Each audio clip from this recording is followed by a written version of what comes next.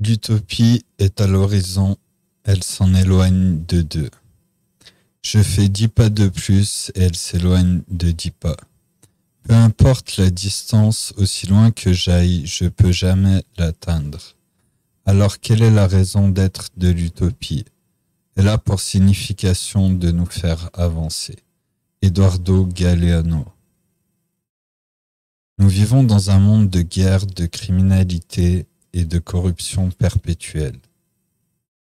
Manifestation après manifestation, cela continue de se produire indéfiniment. Il semble que nous ayons, comme j'avais lu de la question, si vous voulez vraiment mettre un terme à la guerre, à la faim et à la plupart des crimes, ce que nous devons faire éventuellement par l'éducation est de déclarer toutes les ressources de la terre en tant que patrimoine commun de tous les peuples du monde.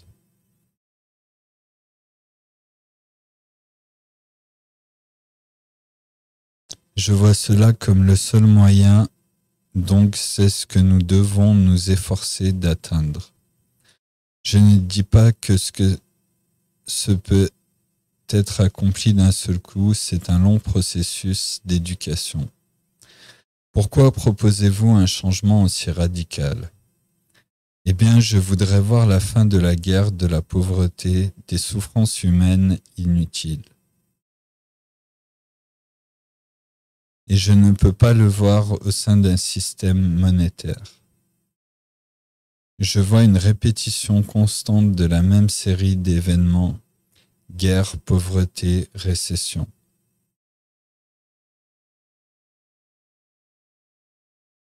L'économie monétaire est-elle à la racine du problème et peut-il être résolu? S'il ne peut pas être fixé, pourquoi? Concrètement, au sein de ce système, afin de survivre, vous devez vous soumettre à ces méthodes. Un avocat n'est pas toujours là pour vous aider, il y a une histoire d'argent pour le cabinet. En d'autres termes, la motivation n'est pas fondée sur ce que vous appelleriez des préoccupations humaines, elle est fondée sur le résultat financier. La motivation dans la plupart des industries, la ligne directrice est le profit et non l'amélioration de l'humanité. Et ils estimeraient que c'est un sous-produit de ce système. Je ne crois pas cela. Les règles du jeu ont été inventées il y a tant d'années. Qu'elles ne correspondent plus aux circonstances économiques actuelles. Ce que nous aimerions faire, c'est mettre à jour notre système de sorte qu'il s'adapte à la nouvelle technologie. Est-ce que l'élection de personnes ayant des valeurs morales élevées pourrait résoudre le problème? Non, car même si nous réussissons à élire des personnes au caractère moral incontestable, et si nous épuisons les ressources, il y aurait des mensonges, de la triche, des vols. Ce n'est pas de personnalité morale dont nous avons besoin, mais plutôt de la gestion intelligente des ressources de la Terre. Le véritable avenir dépend de notre capacité à résoudre les problèmes de pénurie. Surmonter ces problèmes par notre propre ingéniosité créative. Qu'est-ce qu'une économie basée sur les ressources et comment cela se compare-t-il à une économie monétaire? Dans une économie monétaire, nous utilisons l'argent comme moyen d'échange. Aujourd'hui, l'argent ne représente pas notre capacité à produire. Il représente seulement une méthode conçue il y a des siècles et établie dans le système. Dans le système monétaire, c'est la richesse, la propriété et le pouvoir qui sont les principaux vecteurs. Aujourd'hui, nous disons combien cela va-t-il coûter. Ce n'est pas une question réelle. La vraie question est, avons-nous les ressources pour construire ce genre de projet? Oui, nous les avons. Avons-nous l'argent? Non, nous ne l'avons pas. Mais nous avons plus que suffisamment de ressources disponibles pour construire tout ce que nous voulons. Si vous avez des difficultés avec cela, considérez ceci. Supposons que tout l'argent du monde disparaisse demain matin. Tant qu'il y a de la nourriture, de l'eau, des matériaux de construction, nous pouvons bâtir tout ce que nous souhaitons. Ce n'est pas d'argent dont les gens ont besoin, c'est d'un accès aux ressources. En d'autres termes, il est nécessaire, il y a une centaine d'années, d'utiliser un système monétaire pour la distribution de produits. Aujourd'hui, nous avons la technologie pour rendre ces choses disponibles.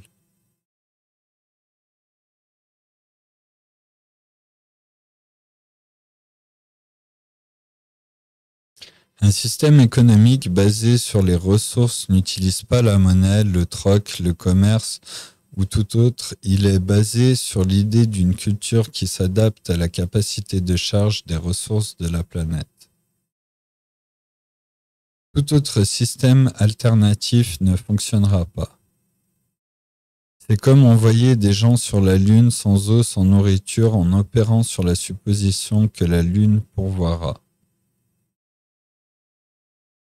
Cela doit être fondé. Toute la science et la technologie doivent se fonder sur les ressources.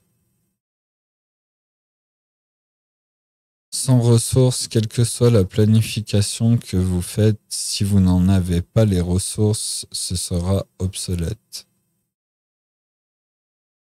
Ainsi, les ressources doivent coïncider avec le potentiel industriel. En quoi cela offre-t-il une approche différente pour notre société? Cela changerait les perspectives de base des personnes. Il n'y aurait pas de choses telles que le chômage, pas de guerre, ni police, ni prison, ni banque, ni argent.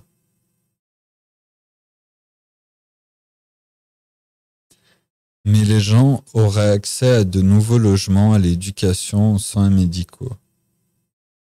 Et toutes les choses auxquelles nous n'avons pas accès aujourd'hui sans engager une somme considérable d'argent. Si je vous comprends bien, vous dites pas d'argent, pas de crédit, pas d'emprunt, pas de dette, pas de troc.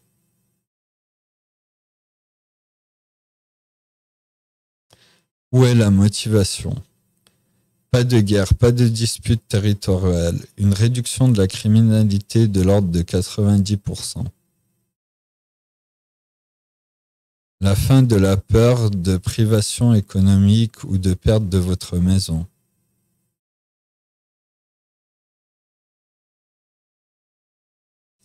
Ou de maladies pour lesquelles vous ne pouvez vous permettre économiquement de prendre soin.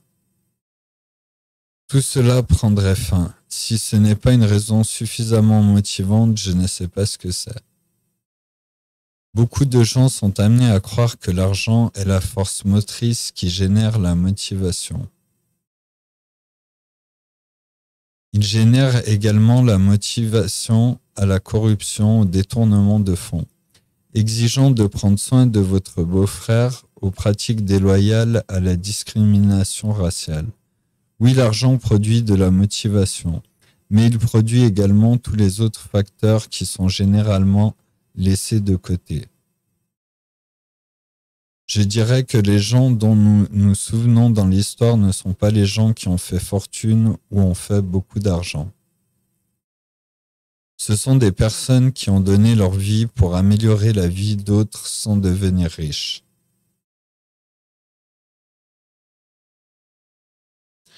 Les vrais gens que nous admirons sont les gens qui ont œuvré publiquement. Pas à cause d'une motivation monétaire. J'ai peur des gens qui font des choses pour de l'argent. Je ne me sens pas en sécurité à ce sujet. Qu'en est-il de la nature humaine? Je pense que l'environnement forge les valeurs et les comportements. La génétique, dans une certaine mesure, règle la proportion, mais elle ne nous donne pas un système de valeurs. La génétique n'est pas responsable de la cupidité, de la bigoterie, du racisme, des préjugés. Tout cela est appris. Si vous ne modifiez pas les conditions qui génèrent cela, je ne vois pas de solution. Ce que propose The Venus Project est la reconception de notre culture de sorte que ces conditions n'existent plus.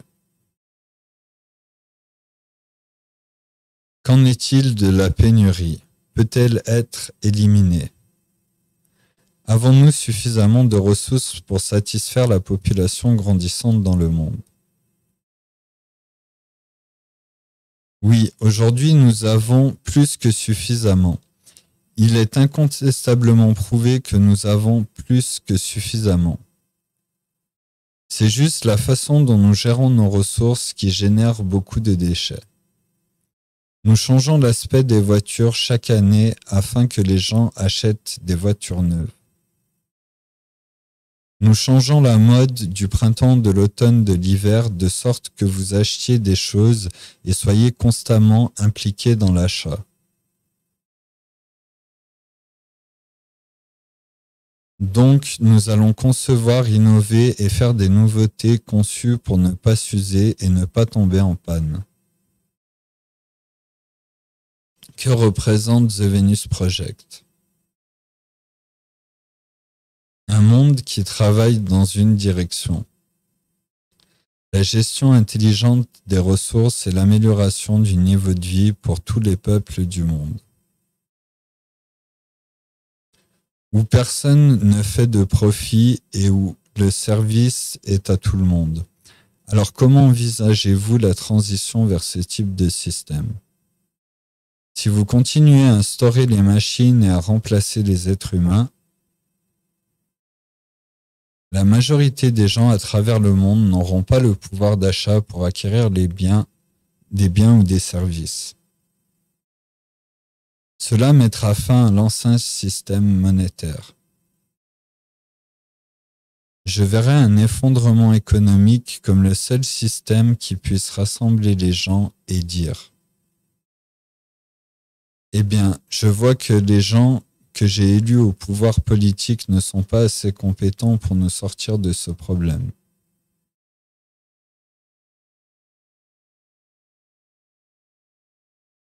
Et ils seront à la recherche d'autres alternatives possibles. Plus les gens seront informés, plus il est probable qu'ils puissent être installés. The Venus Project ne dit pas ce que l'avenir sera, tout ce qu'il dit, c'est ce que l'avenir peut être. Et c'est ce que The Venus Project a à offrir.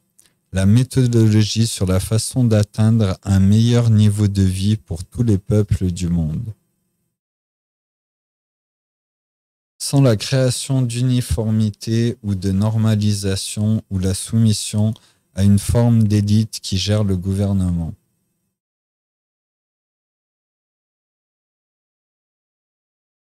Quels sont les problèmes qui nous barrent la route pour la mise en œuvre de ce type de transition? Tradition, coutumes, endoctrinement, propagande. Nous sommes tous conditionnés à accepter notre système comme le meilleur système. Il nous est tous transmis des histoires sur la culture, notre histoire culturelle et qui a laissé de côté les aspects négatifs. Toutes les sociétés ont tendance à soutenir les valeurs dominantes. Il n'existe pas de société objective.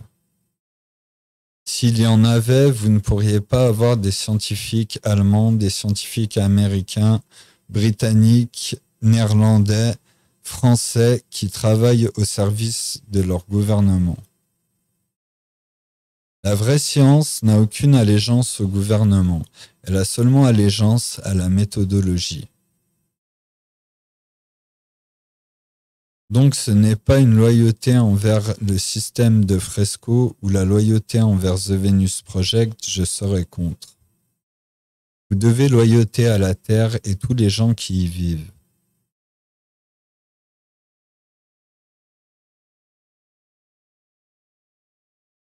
Qui décide de ce que l'avenir sera?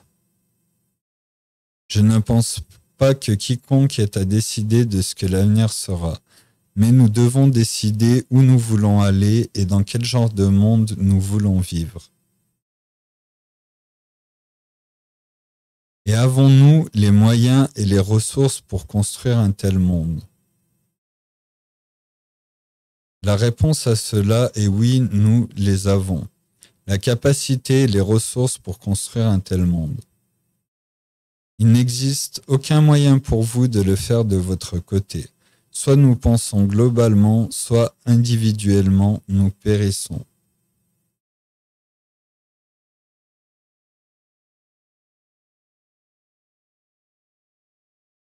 Nous accueillons vos critiques de The Venus Project.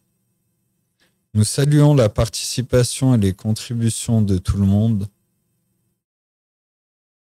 Nous n'avons aucune idée de ce que serait la société idéale.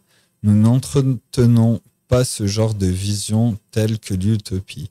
Nous pensons que tous les systèmes changeront constamment à toutes les conditions qui seront nécessaires pour s'adapter aux besoins de l'époque. Nous n'avons pas de plan fixe, donc nous sollicitons la participation et prenons note des modifications recommandées. Parce que l'histoire de la civilisation est l'histoire du changement. Merci Jacques Fresco pour l'inspiration.